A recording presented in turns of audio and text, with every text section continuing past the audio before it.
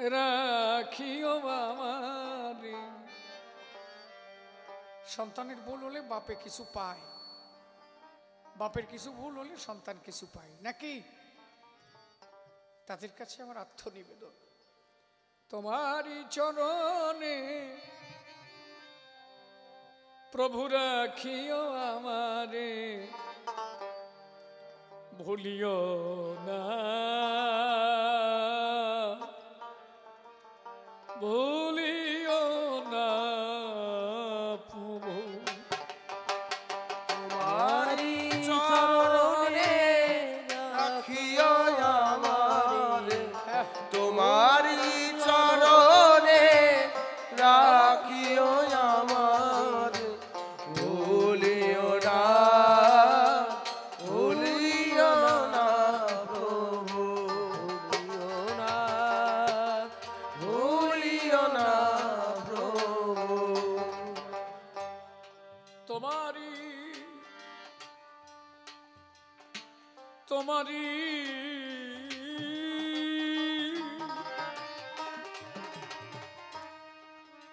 তোমারি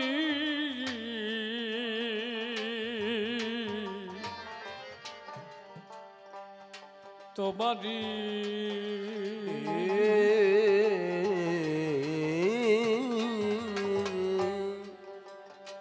প্রভু তোমারি চরণে রাখিও আমারে, তোমারি চরণে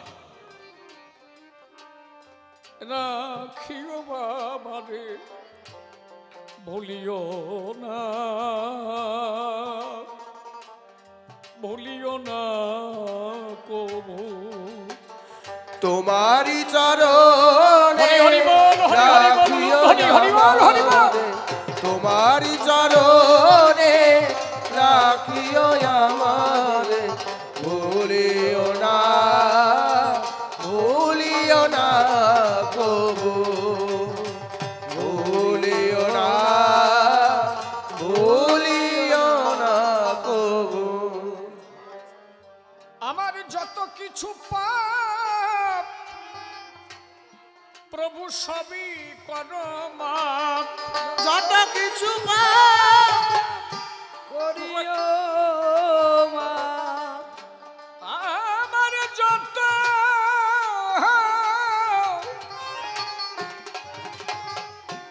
আমার যত এ জীবনের যত কিছু পাপ সবই সবই করো মাপ, দমন করিও আমার, দমন করিও আমার, দমন করিও আমার, দমন করিও আমার যতগুলি রিপু, ভুলিও না ভুলিও না প্রভু, তোমারি চরণে রাখিও আমারে, তোমারি চরণে রাখিও আমারে, ভুলিও না ভুলিও না প্রভু। আমার যত যা কিছু গোসাই সবই যে তোমারি,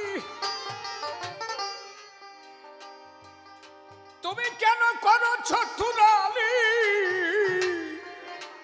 ও গো ব্যথাহারি,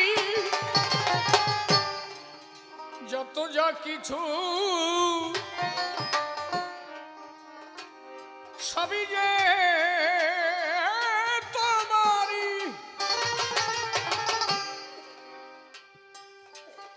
তুমি কেন করো চতুরালি ও গো ব্যথাহারি, এ জীবনের দিবা অবসানে তব আগমনে, দিবা অবসানে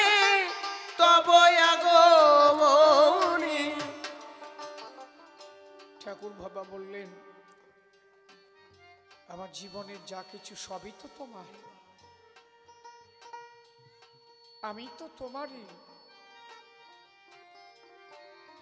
জীবনে যা কিছু পেয়েছি সবই তো তুমি দিয়েছ। বিশ্বকবি কহিলেন, সীমার মাঝে অসীম তুমি বাজাও আপন সুর, আমার মাঝে তোমার প্রকাশ তাই এত মধুর। তুমি তো আমার ভিতরে আছো, তাই তো আমার মধুরতা। তুমি তো সর্বব্যাপী, তাহলে সর্বব্যাপী আমার মধ্যে তুমি আছো, তাই আমি বেঁচে আছি। তুমি না থাকলে আমি থাকতাম না। তুমি যেভাবে বলো সেইভাবে বলি, তুমি যেভাবে চালাও সেইভাবে চলি। তুমি রেখেছো তাই আছি। আবার যখন সময় হবে তুমি ডাক দিবি, আবার চলে যেতে হবে। যে কোনো মুহূর্তে তোমার ইশারা হলে তার চলে যেতে হয়। একটা সেকেন্ড মানুষের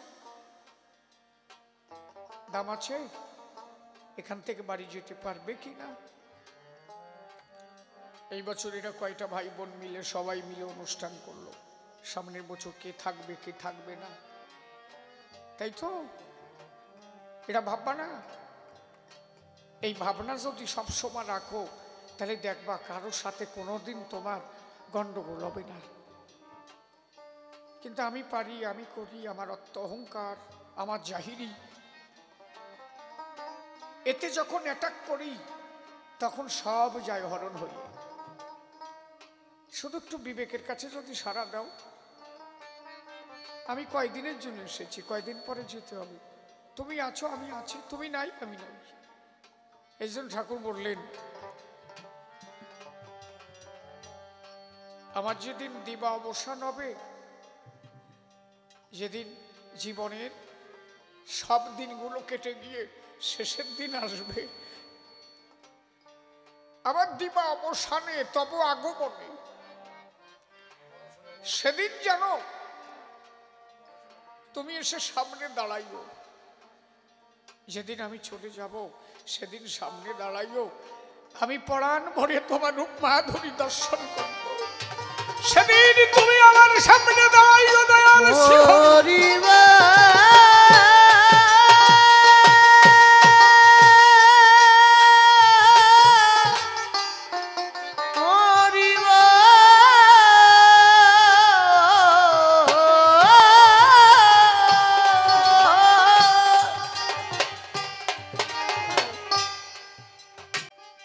জীবনের দিবা বাবু, আমার দিবা বাবু সবে প্রভু তোমার আগমনে, দিবা অবসানে তব আগমনে, দর্শনে বঞ্চিত প্রভু দর্শনে, দর্শনে বঞ্চিত তুমি করিও না কবু। ভুলিও না, ভুলিও না কবু, তোমার চরণে রাখিও আমারে, তোমার চরণে রাখিও আমারে। ভুলিও না, ভুলিও না কবু।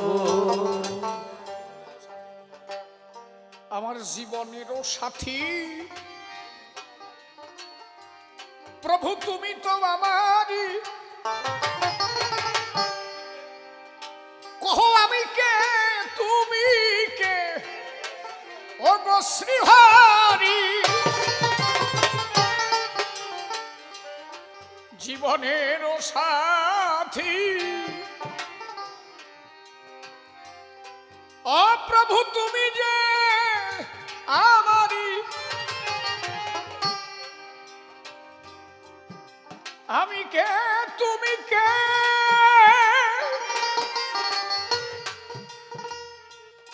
তুমি কে বলো হে শ্রী হরি পাগলা ভাবা কহে, পাগলা ভাবা কহে, পাগল ভাবা কহে তব রূপ সকলি হইবে বিরূপ। ভাবা কহে তব রূপ সকলি হইবে বিরূপ। নিজেকে ভুলিয়া তুমি আরে নিজেকে ভুলিয়া তুমি পর নিভু নিভু। ভুলিও না ভুলিও না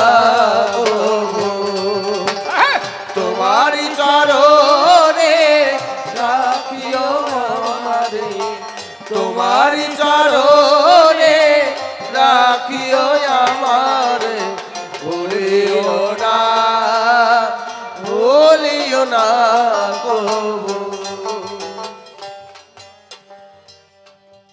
ছোট্ট কথা সভা মাঝে করে যাই বর্ণন। আমি বলেছি সব নামে উদ্ধার হতে পারে এই জীবগণ। কেউ কালী বলে, কেউ তারা বলে, কেউ দুর্গা কয়, মামা বলে কেন চোখের জল ঝরে রে ভাই। নাম করিতে করিতে তার প্রেমের জন্ম হবে। প্রেম আসিলে তবেই সে ঈশ্বর প্রাপ্তি হবে। খালি নামে কাজ হয় না, নাম একটা ঔষধ। নাম গ্রহণ করলে তার প্রেম হয়, প্রেম হলে ভাব, ভাব হলে মহাভাব, মহাভাব হলে তার দর্শন। বাবা তুমি উঠে আটা দিছো না, তোমার জিনিসে বুঝে গেছে। হ্যাঁ, যে মালিক সরে গেছে, এবার একটু কিরিক দিয়ে দিচ্ছি। সাউন্ডটা খুব ভালো, খুব ভালো। ঠাকুর যেন ওর ব্যবসা আরো ভালো চালায়, দিনের দিন যেন ওর ব্যবসা আরো বড় হয়। আমি তার মধ্যে বলেছি সর্বশ্রেষ্ঠ একটা নাম আছে, তাই তো বলিনি? সেই নামটা কি? হরিনাম। হরি সর্বশাস্ত্র বীজ হরিনাম। নামে দি অক্ষর আদি অন্ত নাহি যার, বেদে অগোচর। আর ও এসে কি করে? আবাল গরু দেখছো? আবাল গরু যে কটারে সোরানি হয় না, ওই কটারে আমাল কয় না, সেই আমালের একটা।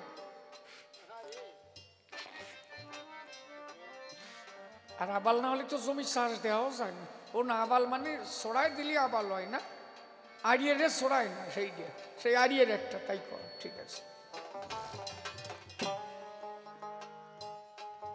তাহলে নামে মানুষ, নামে প্রেমের সন্ধান পায়। নামে দান করিবে প্রেমানন্দ, এ দেহ হবে নিষ্কাম, আনন্দে লৌড়ে মধুর হরিনাম। তাহলে সর্বশ্রেষ্ঠ নাম হরিনাম, দ্বি অক্ষর। এই নাম করো, তুমি অনায়াসে ভব সিন্ধু পার হতে পারো। কারণ নাম, এই নাম নিলে তার প্রেম হবে, সেই প্রেমের দ্বারা তুমি ঈশ্বর প্রাপ্তি হবে। আর কি করছে রে?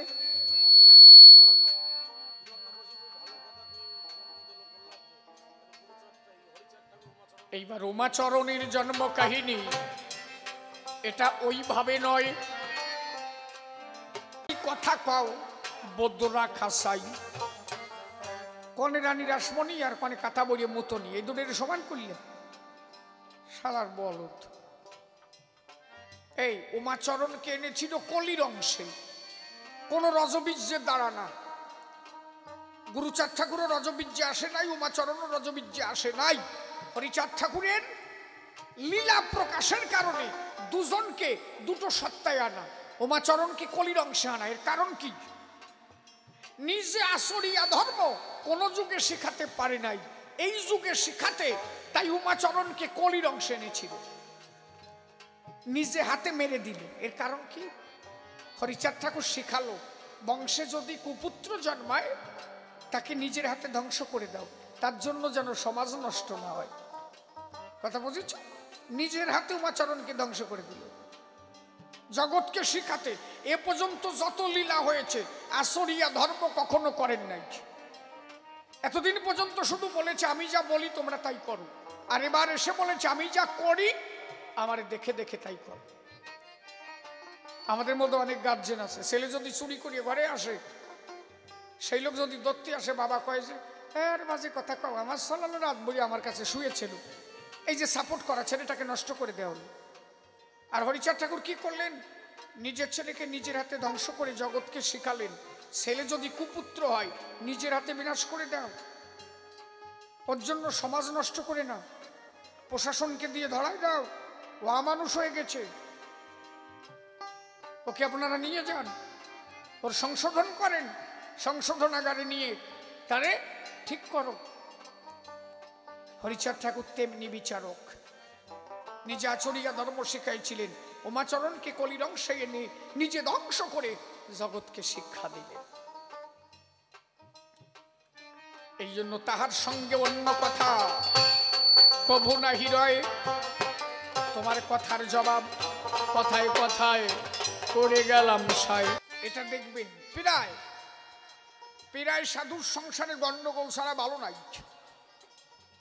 এটা একটা আশ্চর্যের বিষয়। কিন্তু কেন? সাধু হয়ে গেলে সে নিষ্কাম হয়ে যায়, আর ওই ঘরের বউটা ও ভাবে যে কোন জায়গা দিয়ে কি করে, আসে না আমার দ্বারে, খালি হরি নাম করে। এই সন্দেহ করে সাধুরে বারে বারে। সমানে সমান পাওয়া যায় কয়জন? ওই দুই একজন।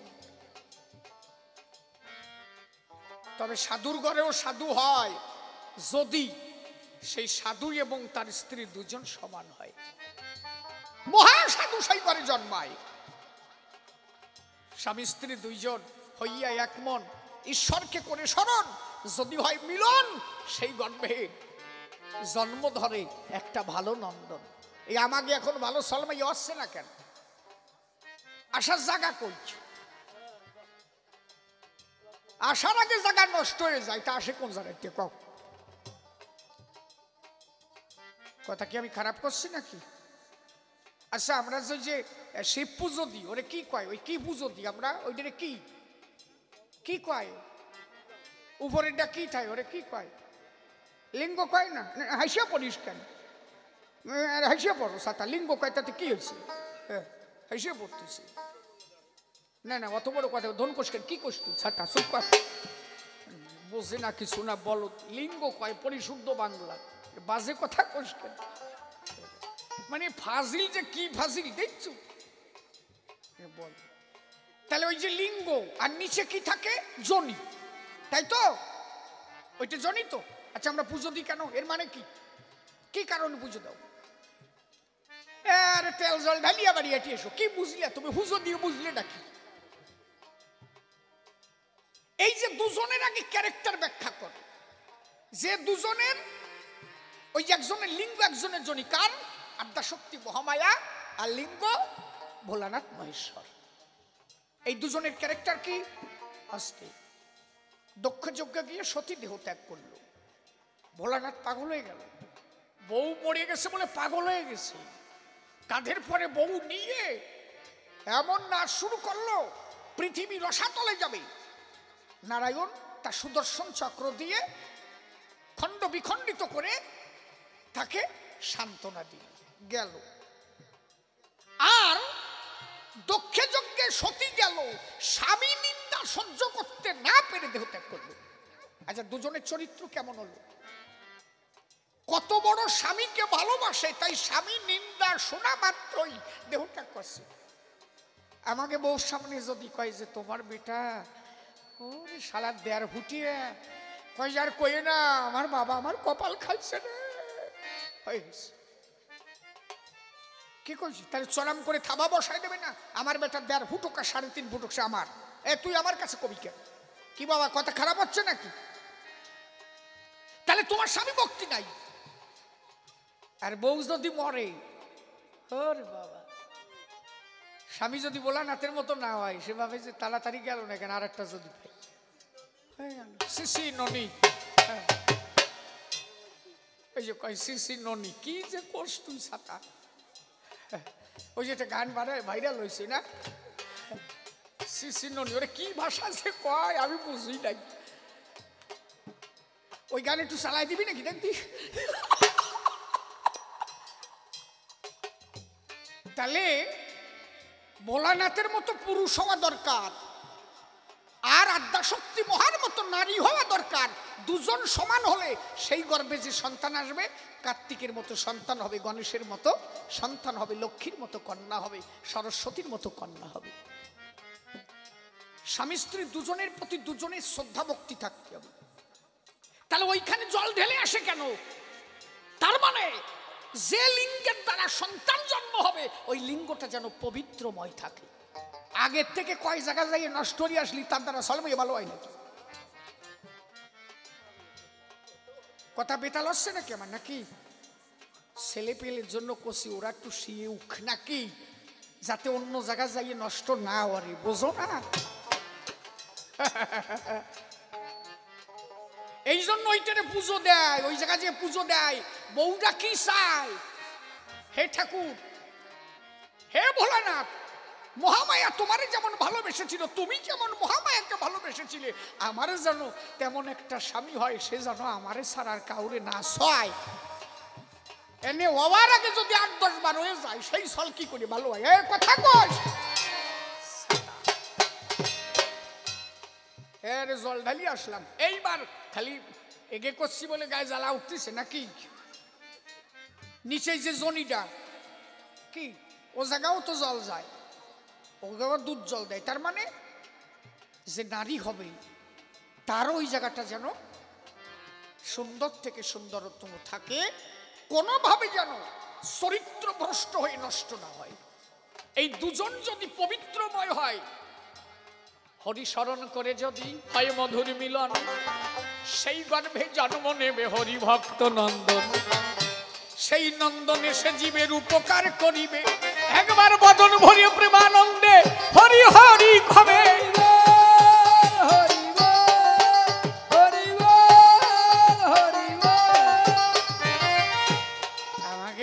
আমাকে বাড়ির পাশে ফুটিয়ে মা, এই দাঁড়া, বাড়ির পাশে ফুটিয়ে মারা ওই শিব পুজো জল ডালতে গেছে, ঢালি আইছে, তা রাস্তায় দেখা চেহারা ভালোই, চেহারা ওই 25-30 বছর হবে বয়স। আমি পুটের মারে বললাম যে এই শিবের মাথায় জল ঢালি আসলিয়া, তা কার নামে জল দিলে? কয় যে দাদা বাড়ির লোক তো বোম্বে চলে গেছে, এই প্রায় 3 বছর হয়ে গেল, ওর কথা তেমন মনে নাই, তবে রাত্রি যেটা আসে ওর নামেই ডালিছি।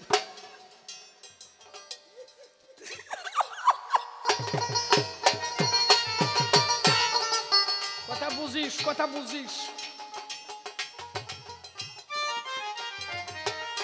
বুঝেছিস? কথা বুঝিস?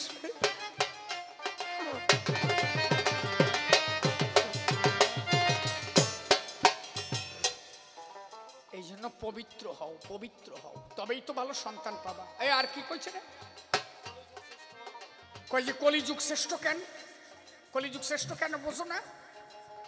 সত্য যুগে মানুষের আয়ু ছিল 10,000, এই 1 লক্ষ বছর। মানুষ ঈশ্বর পেতে গেলে ধ্যান তপস্যা করতে হতো। ত্রেতা যুগে মানুষের আয়ু ছিল 10,000 বছর, ঈশ্বর পেতে গেলে যাগযজ্ঞ করতে হতো। দাপর যুগে মানুষের আয়ু 5,000 বছর, ঈশ্বর পেতে গেলে পূজার্চনা করতে হতো। তাহলে একটা মানুষের যদি 1 লক্ষ বছর আয়ু হয়, ওরে বাবা, 1 লক্ষ বছর যদি আয়ু হয়, সে 500 বছর নাকি কত হয়?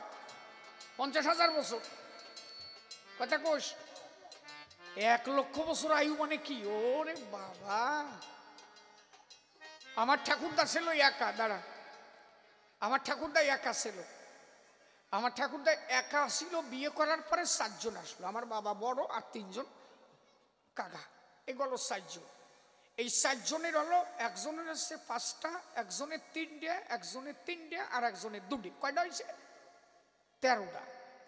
এই 13টার পরে 4 দিয়ে 3 দিয়ে করি, মানে 4 13 কত হয় রে? 52। এই 52 আর 4 কত? 56। 56 আর ওই যে কত 13, কত হলো? মানে আমার ঠাকুরদা বাঁচিছে মোটে 70 বছর। এর মধ্যে নিমিজিমি গ্রামের অর্ধেক আমরা ক্লিয়ার করে ফেলাইছি। আর যদি 1,00,000 বছর আমার ঠাউরদা বাঁচত, এই বগুলা পর্যন্ত ধরতাম আমরা, কাজ হয়ে যেত না। তাই কম কি ব্যাপার ওরে বাবা, কঠিন ব্যাপার। তাহলে সত্য যুগে মানুষের আয়ু ছিল 1,00,000 বছর। তা মানুষ যদি 50,000 বছরও সাধনা করত, আর 50,000 বছর যদি বোদ্দারে হতো, তাও সংসার হতো, কি তাও ঈশ্বর লাভ হতো। ত্রেতা যুগে 10,000 বছর, 5,000 বছর যদি এদিক ওদিক যায়, আরো 5,000 তো থাকে, শুয়ে পড়িয়ে খাইয়ে দিয়ে সুখ পাওয়া যায়। দাপর যুগে 5,000, ত্রেতা যুগে 10,000, দাপরে হলো 5,000, 2,500 বছর ঈশ্বর সাধনায় দাও, আরো 2,500 বছর থাকে, শীতের সময় বউ নিয়ে ছুঁয়ে আনন্দ পাও। কথা কইও একেবারে কম না, 2,500 বছর। ওরে বাবা, কলিতে মানুষের আয়ু মাত্র, আগে কইছে 120 বছর, এখন আর কেউ বাঁচে না, মাত্র 60 বছর কলির আয়ু হলো। 60 বছরে বর্তমানে গড় আয়ু দাঁড়ালো। এখন কও এই 60 বছর গড় আয়ু, ঈশ্বর সাধনা করবা না 2 দণ্ড ভালো মন্দ খাবা, না একটু বোদ্ধারে শুবা, কি করবা? তাই কও, করবাটা কি তাই কও। মোটে 60 বছর আয়ু। তবুও বললেন সত্য ত্রেতা দাপর কলি, কলি যুগে কনিষ্ঠ, কনিষ্ঠ হইয়া হইল সর্বযুগ শ্রেষ্ঠ। এর কারণ বলেন এত অল্প আয়ু, তার মধ্যে কলিযুগ শ্রেষ্ঠ। এর কারণ হচ্ছে কি, অনন্য যুগে যা পাই নাই, এবার কলিযুগ পেয়েছে, তাই মহাপ্রভু দিয়েছে কি, হরের নাম, হরের নাম, হরের নাম। ওই বুকে বললাম ক্লাউ গতি নাস্তেব্য নাস্তেব্য নাস্তেব্য, গতির অন্যথা হরি নাম ছাড়া কলিজীবের গতি নাই। বলে অনন্য যুগে যা পাই না, এ যুগে পেয়েছে, তাই সেই নাম একমাত্র। অনন্য যুগে 10,000 বছর, 1,00,000 বছর, 5,000 বছর ধরে সাধনা করে যা লাভ হয় নাই, এইবার যদি মনপ্রাণ সঁপে দিয়ে একবার শুধু হরিনাম করে, প্রেমানন্দে বদন ভরে, সে তখন যেতে পারে।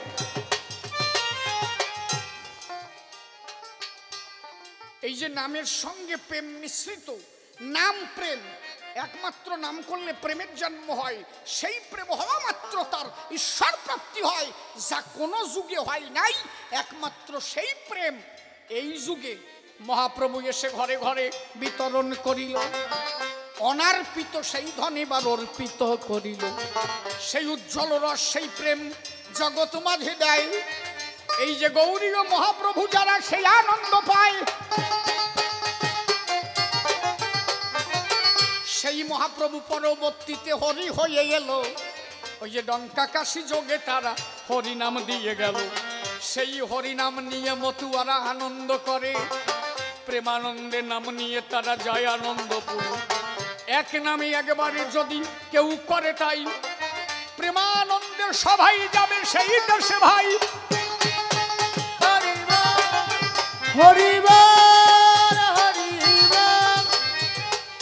এই হরিনাম ছাড়া জীবের কোনো গতি নাই, একবার নেওয়া মাত্র সাধন সিদ্ধ হয়। অকারে কেশবর্ষৈবরী কারে আদ্যা শক্তি মহিং রাধা, রাধা কৃষ্ণ যুগল মূর্তি হরিনামের মধ্যে বাধা। এবার যদি বলে কোন নামে মানুষ উদ্ধার হবে, যে যে নাম করুক সেই নামেই উদ্ধার হবে, কিন্তু তার মধ্যে একটা শ্রেষ্ঠ নাম আছে। সেই শ্রেষ্ঠ নামটা কি, এ আপনারাও জানেন, সবাই জানেন, হয়তো অনেকে মানতে চায় না, কিন্তু এটা না মানলে তো হবে না। মহাপ্রভু এই নামই করেছিল। মহাপ্রভু সবসময় বলতো হরি বল। আপনারা বিশেষভাবে জেনে থাকবেন, আমি বলছি আপনারা মিলিয়ে নেবেন। এই যে 16 নাম 32 অক্ষর, কেউ রাগ হবেন না, এইটা কিন্তু মহাপ্রভু কোনোদিন করেন না। এই যে 16 নাম 32 অক্ষর যে নাম, এই নাম মহাপ্রভু কোনোদিন করেন নাই। আপনি আমার দেখাতে পারবেন না। এই আপনি বলবেন যে অমক দেখাতে পারে, অমকের কাছে যাব, অমক কবে যে অমক পারবে, অমকের কাছে যাব, অমক কবে তমক পারবে, কেউ পারবে না। নেই, আমি বলে দিই। তবে বর্তমানে চৈতন্য চরিতামৃত, চৈতন্য ভাগবত, বর্তমান যে সংস্করণগুলো বেরোচ্ছে, এতে এখন মহাপ্রভুকে দিয়ে করানো হয়েছে। আপনার এই বই পড়তে গেলে মিনিমাম 50 বছর আগের সংস্কার পড়তে হবে, আমার কাছে আছে। সেখানে পরিষ্কার মহাপ্রভু বলেছে 16 নাম 32 অক্ষর হচ্ছে তন্ত্র, হরিনাম হচ্ছে মহামন্ত্র, একদম পরিষ্কার লেখা। চৈতন্য ভাগবত 98 পেজ, 98 পৃষ্ঠা, আদি খণ্ড। আমি বলে দিচ্ছি, পড়বেন। 50 বছর আগের বই, মিনিমাম 50 বছর আগের বই পড়তে হবে। সেখানে মহাপ্রভু পরিষ্কার বলেছে 16 নাম 32 অক্ষর তন্ত্র, হরি নাম হচ্ছে মহা মন্ত্র।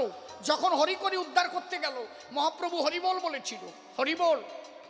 জগাই মাধাইকে যেদিন উদ্ধার করতে গেল হরিবল, মহাপ্রভু অনব্রত বলতেন হরিবল। এই 16 নাম 32 অক্ষর মহাপ্রভু মুখে কোনোদিন গান নাই। হুলো সাটাম এক একজন দেবে নে, যেই ধর্মানে জায়গা খুঁজে পাবো না। এই জন্য সর্বশাস্ত্র বীজ হরিনাম। মহাভারতের প্রথম চ্যাপ্টার, যদি বাড়ি মহাভারত থাকে আমি বলে দিচ্ছি, মহাভারতের প্রথম চ্যাপ্টার পড়ে রাখবেন। ওখানে বড় হলফনামা করে লেখা আছে আস্তে, সর্বশাস্ত্র বীজ হরি, হরি দিয়ে ব্র্যাকেট দিয়ে আটকানো, সর্বশাস্ত্র বীজ হরি নামে দ্বি অক্ষর, আদি অন্ত নাহি যার বেদে অগোচর। হরি নামই হরি। এই জন্য মহাপ্রভু বলেছে 16 নাম 32 অক্ষর তন্ত্র, হরি নাম হচ্ছে মহা মন্ত্র। তাহলে 16 নাম 32 অক্ষর যদি হরিনাম হতো, মহাপ্রভু তো তাই বলতো যে 16 নাম 32 অক্ষর হরিনাম না, উনি বলছে 16 নাম 32 অক্ষর তন্ত্র, হরি নাম হচ্ছে মহা মন্ত্র, হরি নাম হচ্ছে হরি। এই জন্য দেখবেন যেখানে নামযজ্ঞ হয় তার মধ্যেও কয় যে হরিবল, যেখানে কালী পুজো হয় কালীর প্রতি হরিবল, দুর্গা পুজো হলেও দুর্গার প্রতি হরিবল, হরিচাঁদ গুরুচাঁদের পুজো এখানে হলেও আমরা কি বলি, হরি শান্তি প্রেমানন্দে হরিবল। মরিয়ে গেলি বলো হরি হরিবল। তাহলে সব নামের মধ্যে শ্রেষ্ঠ নাম হচ্ছে হরিবল, যা মতুয়ারা গায়। আসো সবাই মিলে প্রেমানন্দে হরি গুণ গায় হরিবল, হরিবল হরিবল। ছেড়ে দিলাম। এক এক করে প্রশ্নপত্র করে গেল দান, সভা মাঝে ধরে তাহার দিলাম সমাধান।